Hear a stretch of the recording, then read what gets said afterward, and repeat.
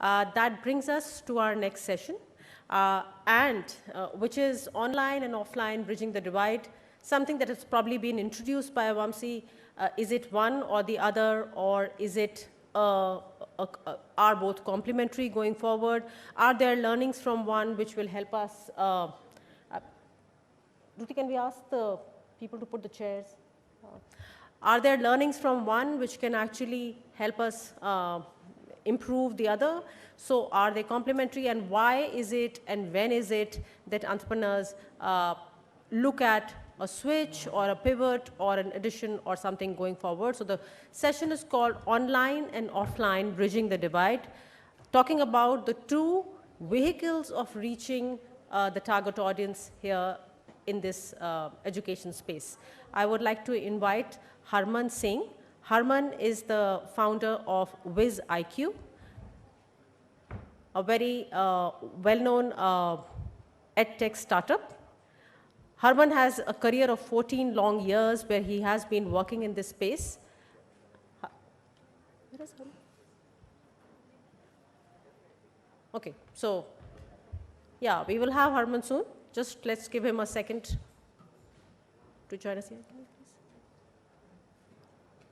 Sheetal, can you please help Harman? Maybe he's out. Yeah, there he is. So we have Harman. He'll be, Harman, may I request you to please come on stage?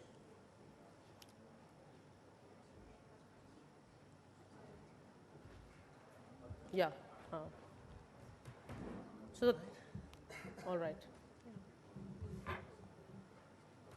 So that's Harman Singh, WizIQ, bringing you the next session, Online and Offline Bridging the Divide. Hello, everyone. So this session is just before the lunch. That makes me a little nervous that everybody's going to leave.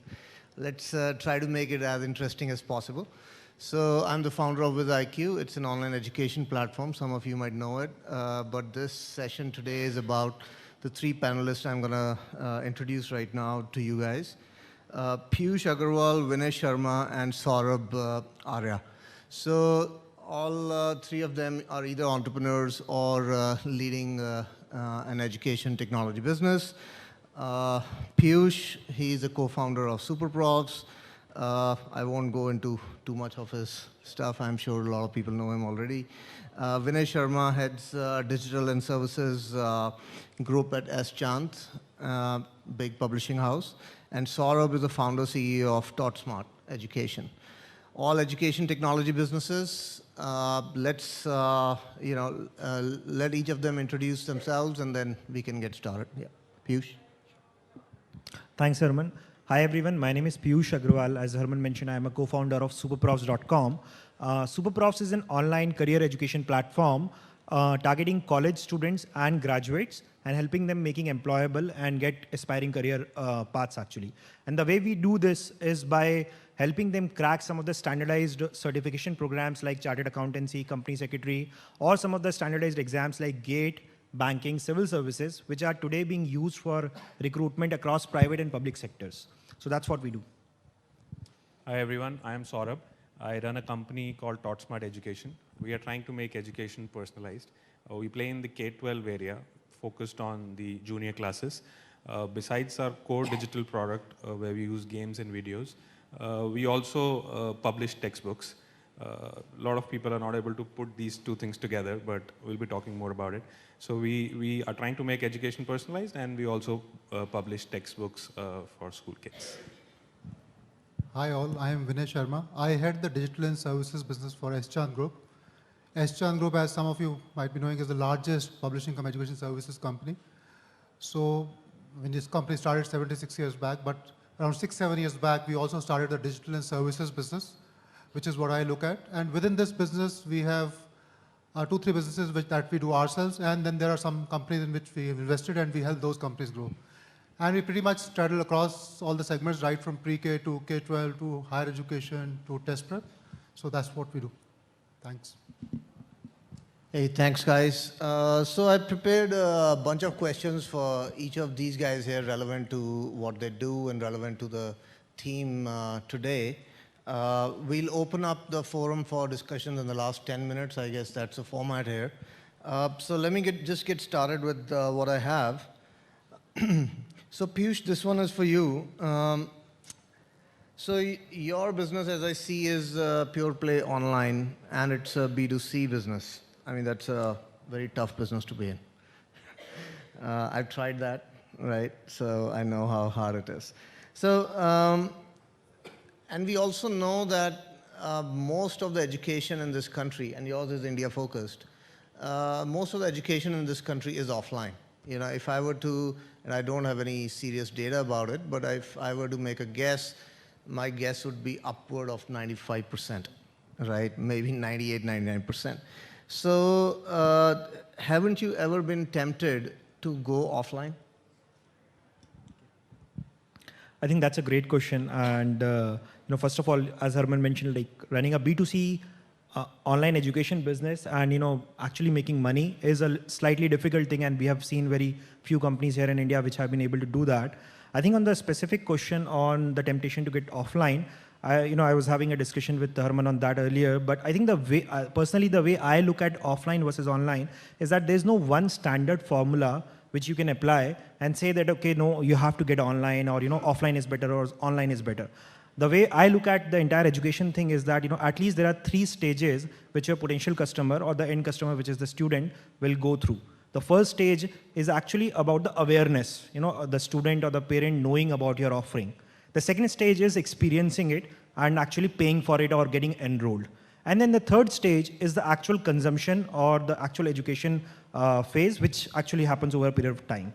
And what we've seen is that, offline plays a offline presence or offline product plays a very important role, especially in the first and to some extent second category, which is about the first being the awareness stage, where we have seen that even today students in tier 2, tier 3 and tier 4 towns, which is what our target audience is, they really value something which they see in the offline, whether it is a article in one of the newspapers or a hoarding or some kind of a seminar. They value and trust that kind of thing much more as compared to a Facebook or a Google ad actually. So when it comes to customer acquisition, I think if you can afford or if you have a strategy around that, having some kind of an offline presence really helps.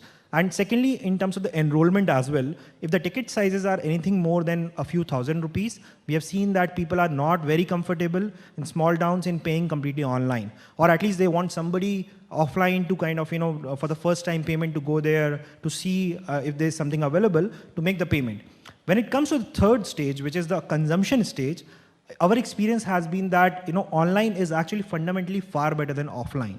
And one of the reasons why we have been able to get a lot of students in these exams is because of the convenience which is associated with online. Like every student which we cater to, I mean, either they are working in some kind of a job or they are going to college and they just don't have the time to go to an offline coaching institute. Online really helps them in kind of breaking those barriers and studying at their own pace and kind of, time. And we don't think there is any need. I mean, I would not ever get into going and establishing an offline learning center or a delivery center. If I have to ever do that, probably I will look at the first and the second stage only. Thanks, Piyush. See, this is very interesting. One of my friends, Akash Tutorials, they have obviously an offline business. And a few months ago, they actually went online. They merged the 2 businesses. It's going beautifully well because the student acquisition engine is already working. And I think today he's launching a new television advertising for their online products. So it's very interesting. Also, if you notice these days, Amazon in the US has started opening physical bookstores. So I'm personally a big believer that starting online and then going offline would be great businesses to be built in education. Okay, so my next question is for Saurabh. Saurabh, my experience, I haven't worked, yours is the B2B K-12 business. B2B2C, yeah. So okay, understand. So I haven't had personal experience in building a business like this, but what my observation has been in this kind of business is that there are several products that are pitched to schools that are ultimately to be consumed by students or even parents. but only a handful of them ever get adopted. Smart Class is a great example of adoption for such a product. So, and I've seen, because there are too many layers, you have to work with administrators, then you have to convince the teachers in the school before even you reach out to your end user. So how do you overcome these challenges of adoption? You're right, challenges galore. At every touch point, there are challenges. For an entrepreneur who started out with no experience whatsoever of education, as in from running a business point of view, we found it extremely difficult to even get an entry into a school. And people who have done that would associate with me there. Once you get entry, you talk to the principal or the department head maybe, but you don't know whether they are the decision makers or no. You end up reaching the decision maker somehow, magically. You don't know what is that decision maker's lever. Is he even concerned about learning improvement? Or all he just wants is an opportunity to make some money? We don't know. And for every school, these things change. So it's very difficult to construct a thesis around it and just attack it. You have to be dynamic in that sense. Challenges are there everywhere. Well, we also faced a similar issue. And for an entrepreneur who was bootstrapped, survival was also an issue besides all these. Okay, so we had to run a company, we had to pay salaries and so on. What we decided was that while we are building our tech product, which obviously would have taken a lot of time to reach a point where our customer would start accepting it, we needed to do something to get an entry into the school as well. That is where we thought that we need to do some ancillary business. Now, I'm a big believer on focus. I believe in doing one thing to the best of my ability. So this was a deviation from that, but survival is more important here. So that is why we decided that we'll probably explore textbook publishing, and which fortunately did well for us. We ended up getting into 400 schools. Now, when I'm into 400 schools, I have sold them books multiple times, I've taken payments from them, that relationships got established. That helped us get into the schools. Now, obviously, all those challenges still remain, because when you're trying to sell books and you're trying to sell technology, things are different. But at least I have that advantage versus other people who are still outside the gate. So it's up to you. You need to figure out what is that you can do and get the attention of the administrator over there. But fundamentally, the most important thing is to reach the decision maker, understand what they value most, adjust your pitch accordingly, and then probably start. So that's my take on it. So very hard to get entry into the schools, but if you build that kind of business, it's very solid as well. And what I've also seen is the cost of acquisition per customer is low, because you reach out to the school and they probably have 4,000 to 5,000 students to get you started with. Now, my next question is for Vinay. Vinay is the head of digital and services division at S-Chand. S-Chand, as we all know, is a what we would call a traditional publishing house, and it's very interesting. I've come across S-Chand over the last several years, over and over again, in different conferences, different forums, all digital education forums. So that was surprising. A traditional publishing company, pushing their way through the digital world is very exciting, because somebody got to have that vision in the organization to lead to maneuver the entire ship towards that. So what I asked Vinay is for us to understand, one, what drove this, what's the thought process about online education or digital education inside S-Chand, and two, if you could share some of the success stories of incremental innovation, because unlike rest of us as entrepreneurs, we try to innovate something new and just push through it for adoption, whereas a large company cannot usually afford to do that, but they do incremental innovations and see how things change. So if you can share those stories with us, that'll be awesome. Thank you, Harman. So S-Chand Group, as you know, is the leader in publishing. So we published nearly around 50 million books. But 6, 7 years back, what company rightly thought over is that, essentially we are in content dissemination business. It so happened that last 200 years, books was the only forms of content dissemination. So we also realized that as users are moving towards different forms of content consumption, whether it's digital, services, or others, we also need to make sure that what we have done very well in one form of content consumption, can we translate that to other forms?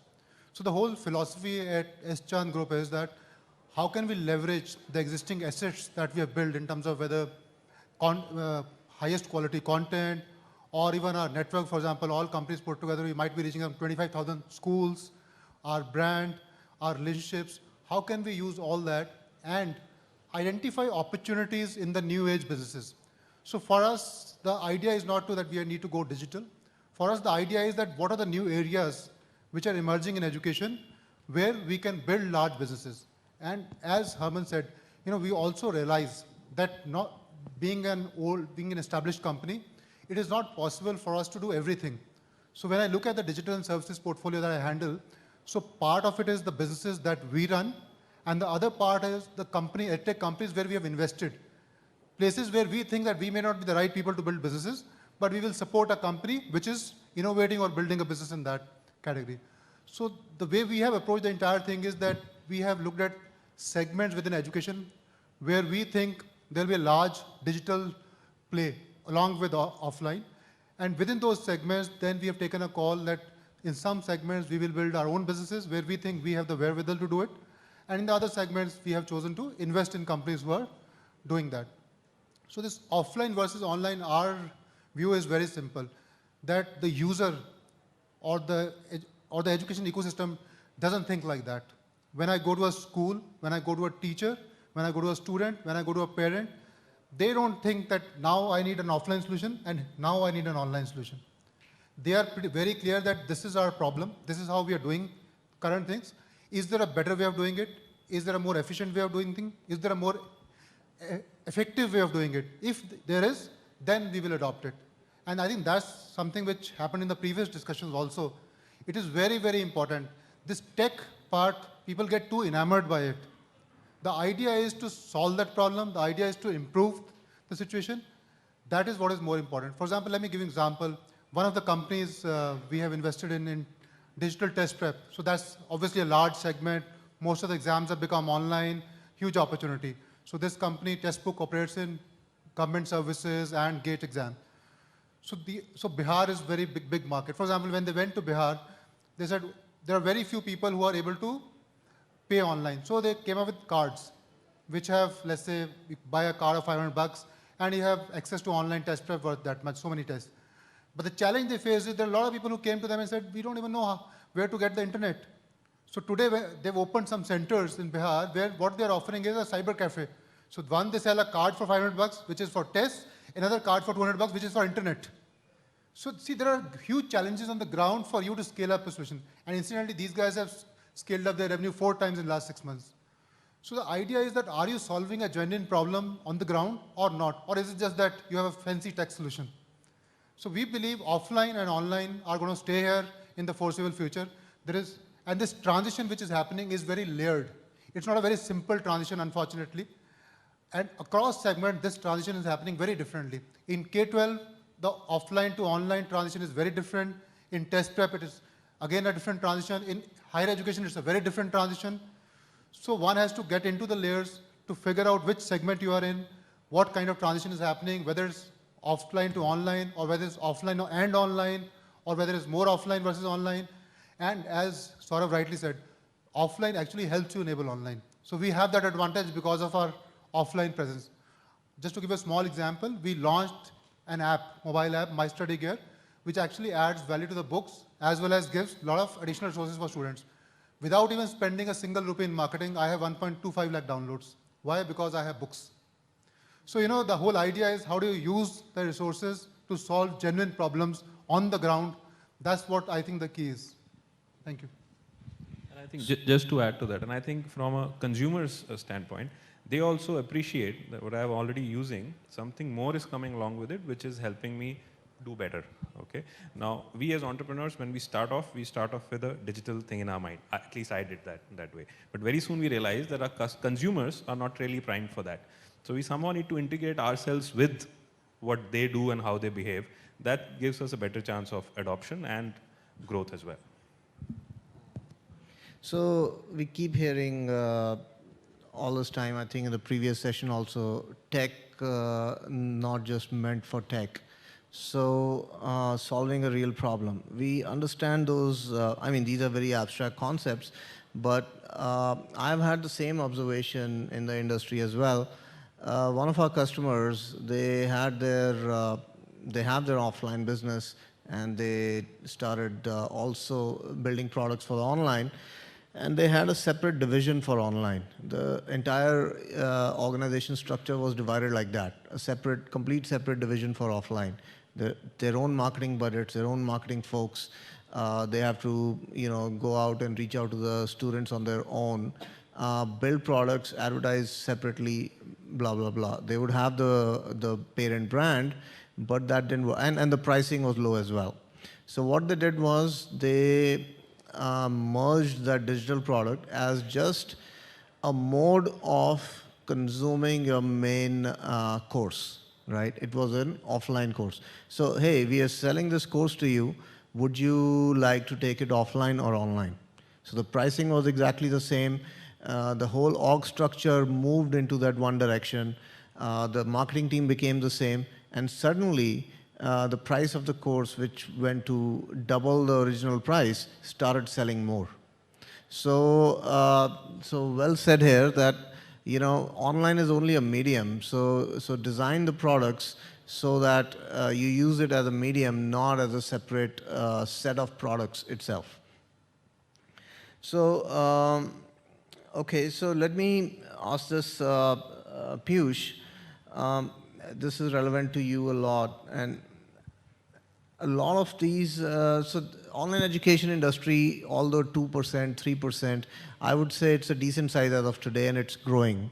It's growing fast. So, however, my observation has also been that not all segments and age groups are ready to adopt online education.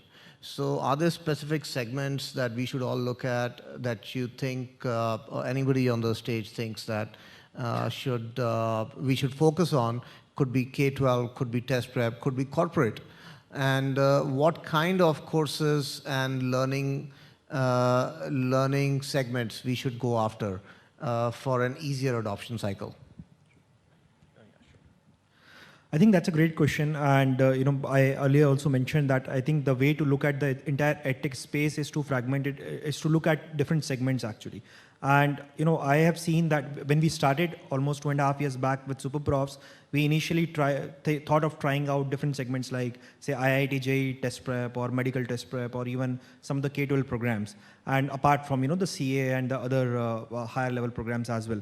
And what we have realized is that until unless your solution or your product is really a painkiller, it is not going to, people will not be very willing to pay for that. I mean, it really has to be a must-have thing as compared to a good-to-have thing. And we have seen that typically in K-12 segment when we are talking about, things or products which will help you in improving your marks by, say, 10% or 5%. I mean, that's a great thing to have. But will you find enough people who will be willing to pay a good amount of money for that kind of a solution? I personally have seen that, I have felt that it's not there actually. As compared to when you come to say, college students, see there are two phases, pre-12th standard and post-12th standard. Once the student is, in the college, all he's thinking about is how do I get the job and how do I get a good, decent job or a aspirational career actually.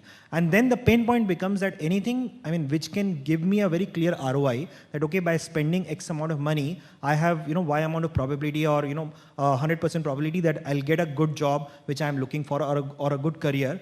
The probability of that student being willing to pay for that is much higher.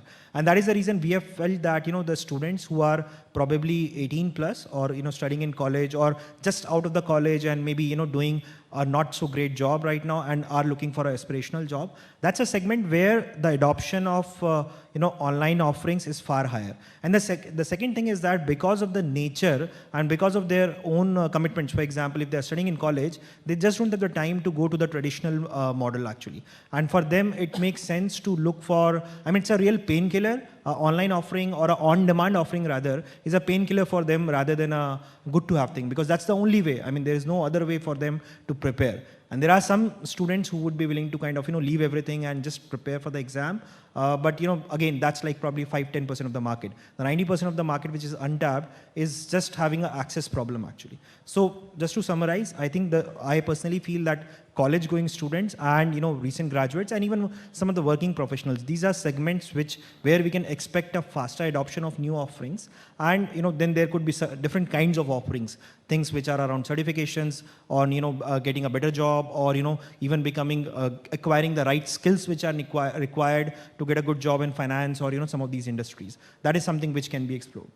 Just to add to what Piyush is saying, see, I think you have to look at from the market perspective. Different segments, even in offline, behave differently. For example, if you are looking at a K-12 segment, a K-12 segment is typically influenced a lot by school, as Harman said. So there are influencers like school management, principals, teachers, students, parents. So if you're looking at a digital solution in K-12, you have to take into account this channel and develop a solution like that. For example, if you look at most of the models which have traction as of now are B2B or B2B2C models, where school plays a very important part. Unless you are a Baiju and you are spending 100 crore on marketing, building a category, that's a different thing. But otherwise, most of the people have been successful in building a model going through the school, because that's a very, very big influencer in the entire thing. Whereas, unlike that, if you go into a test prep market, there the student is directly buying the course. And that he's doing in the offline also. In offline also, a student directly goes to center.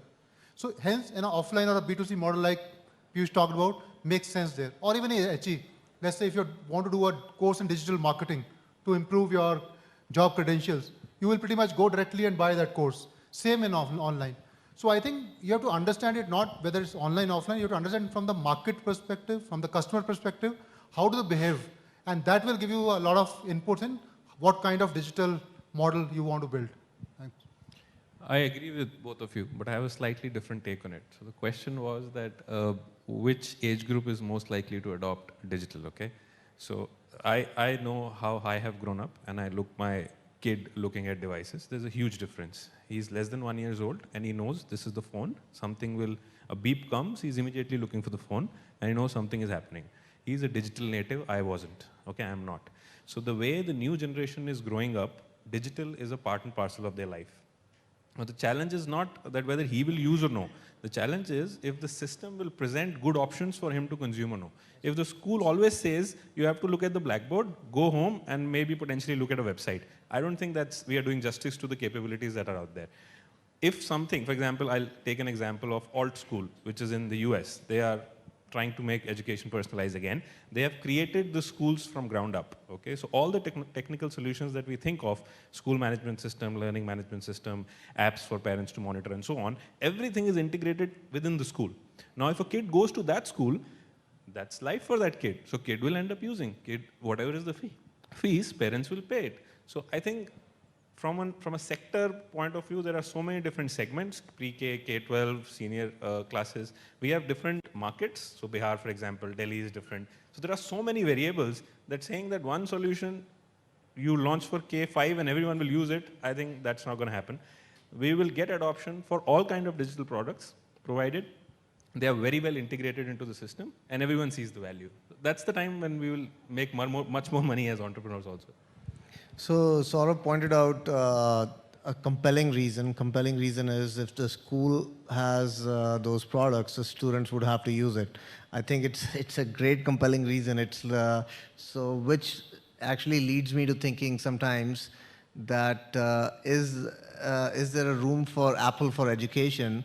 What I mean by that is, build an entire ecosystem yourself, right from schooling to colleges to tech.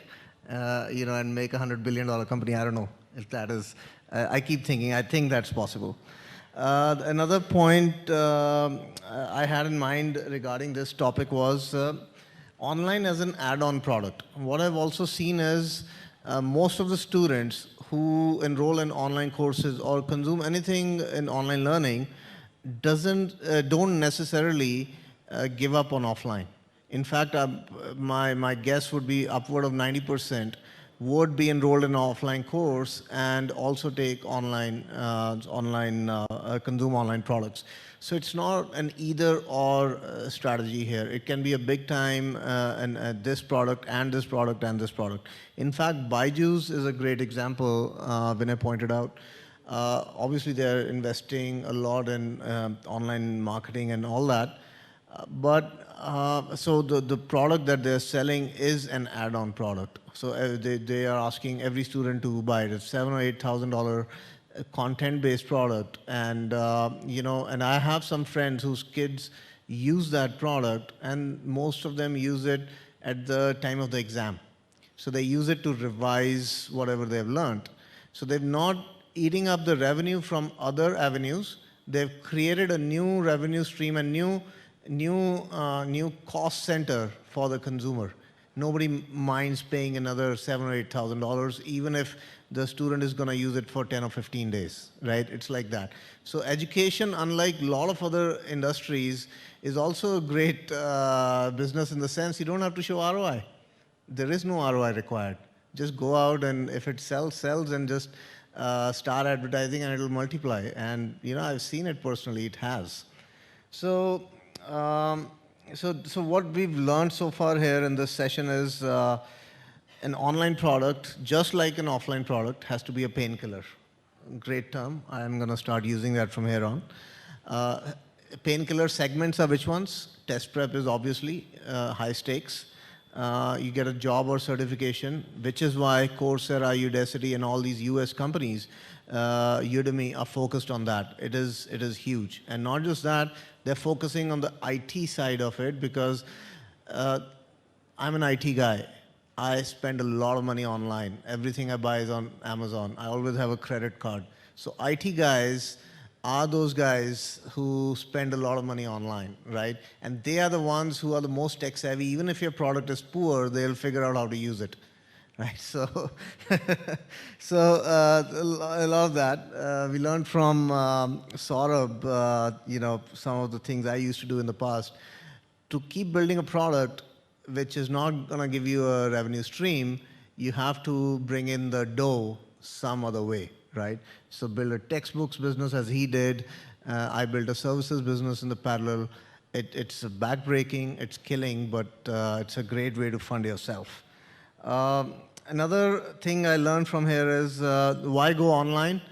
I fundamentally believe that some of the greatest education businesses to be built are going to start online and then they're going to move offline, right? And just like the Amazon story. Amazon, I believe, is going to eat up both Walmart's revenues and also Borders, the largest bookstore in the US, their revenues, because they started offline and now they're moving offline.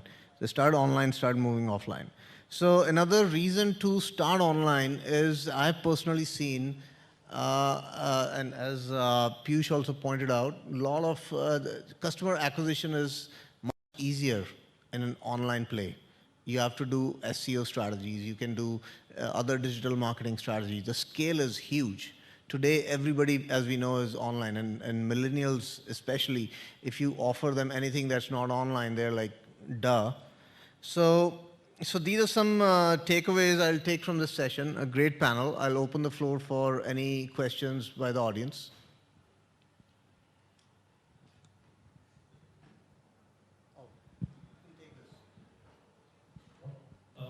My name is Saurabh Arya, and I run a venture called Fun to Do. So, can you comment on the role of games in online education?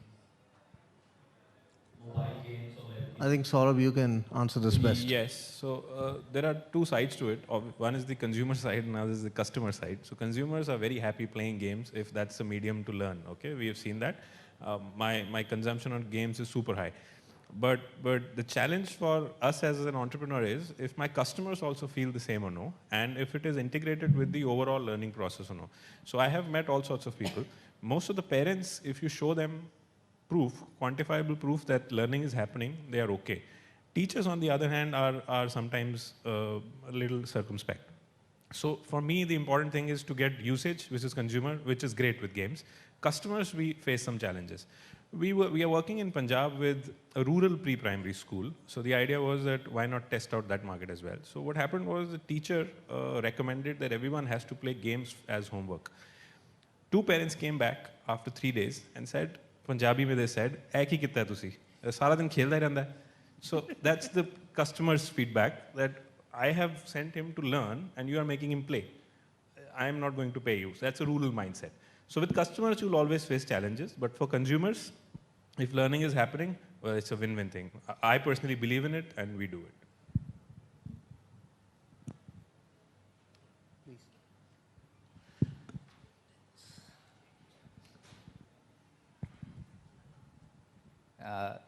You told that it is very good to go online. I have something, my product is there. I am good in that product, but I am not good in going online. So how to go online? Yeah, so, very tough question, I'll say on the onset. But yeah, so that is a challenge a lot of the entrepreneurs face. I've faced that personally as well. Because when you start out, you're focused only on the product because that's the ultimate thing, right? And then you forget how to market and sell it. Now, this has to be a complete engine. I'll give you some examples of non-education world. There are two of my favorite companies in India. One is Zoho, the other is Freshdesk. Not sure if people know about it. One is in the CRM space, other in the help desk space, and then all that. So they built decent products, but there were better products in the US. They were already selling, very large companies. But just because of their digital marketing and actually inside sales effort in India, one has been able to build a $700 million revenue company, the other a $100 million revenue company in just 5 or 6 years. So these are just case studies for us education entrepreneurs to follow. I believe online marketing and online selling is a game changer in the education world. I think we talk too much about the product and the value proposition. I think all of us know about that. I think all of us can build decent products. The gaps we have are in marketing, and that too online marketing. So you need to make investments in that, meet with people. It's an art and a science. You will find experts. It's nothing new anymore. So, but it's all about bringing the focus there. Thank you. And actually, I want to that is Zoho. Yeah. I want actually Sharmaji to cooperate after meeting. I want to meet you about my product and yes, Chand. Yeah. Sure. Thank you. Yeah. Hi, I'm Rishu. My question is to Piyush. So while in the SuperProfs platform, did we focus on making it a marketplace, for example, make it a very good platform versus comparing the quality of the content? For example, you have 10 faculty who are teaching you different subjects for the same course. So, what is your approach? Is it a platform or is it the content? Great question. So I think, if I understand you correctly, what you're asking is that, why, first of all, what is the reasoning behind having multiple professors and, what are we trying to do? Is it a marketplace or is it like a education company and what? And I'll just take you back to, when we started this 2.5 years back, prior to that, I had been doing a B2B business under the same company for 3 years. And my first experience was that, when it comes to, some of these exams, these are very region-specific exams. So, for example, a teacher who is very popular in Delhi, he will be able to cater to the audience, say in Delhi region, in UP, in Rajasthan, and some of these states.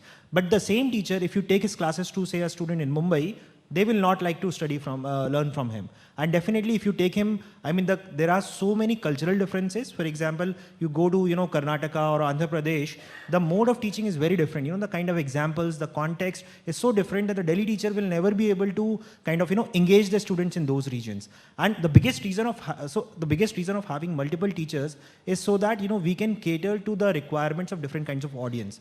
And at the same time, we do not believe that we can have an open marketplace.